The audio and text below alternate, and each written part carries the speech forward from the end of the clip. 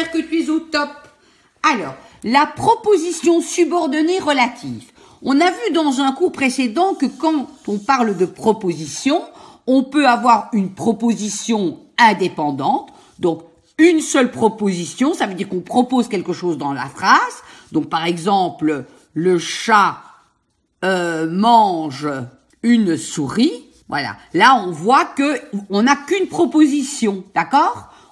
Une proposition, puisque il n'y a qu'un verbe conjugué. Mais on pourrait dire le chat mange une souris, mais la souris mange du fromage. Et là, on a une proposition et on en a une deuxième puisque la souris mange également du fromage. D'accord?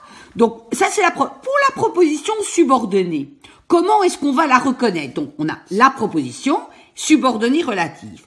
Eh bien, il y a toujours avant un pronom relatif qui sera qui, quoi, que, dont, et décomposé comme lequel, laquelle, etc. Donc, très important, quand on a une proposition subordonnée relative, il y a toujours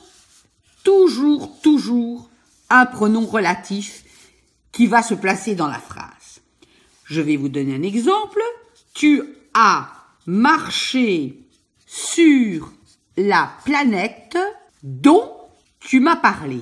Tu m'as parlé. Voilà. Eh bien ici, qu'est-ce qu'on voit? On voit, comme je vous l'ai dit, que vous avez un pronom relatif ici qui commence le complément. Et en fait, tu as marché sur la planète pourrait s'arrêter là. Par contre, donc ça a un sens. Par contre, dont tu m'as parlé, si il n'est pas en correspondance, s'il ne dépend pas de cette proposition ici, qui est principale qu'on a vue là, voilà, c'est presque des mathématiques, si il ne dépend pas, eh bien à ce moment-là, il n'existe pas, parce que dont tu m'as parlé, ça n'est pas une phrase, ça n'a pas de sens, d'accord? Donc, le complément dont tu m'as parlé dépend de la proposition principale, tu as marché sur la planète. Donc, c'est ça la proposition subordonnée relative. Alors, vous voyez que, en règle générale, le don, là, on pourrait faire une autre phrase.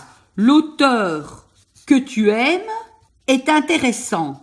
Voilà. Alors, ici, on a le pronom relatif que. D'accord? Mais c'est l'auteur qu'on aime. D'accord? Ici, c'est le don équivaut à la planète. D'accord? C'est souvent quand on fait des descriptifs un peu plus longs qu'on veut préciser quelque chose. Donc, que vous dire d'autre? Oui, si par exemple ici vous avez une phrase où on met laquelle ou lequel, etc.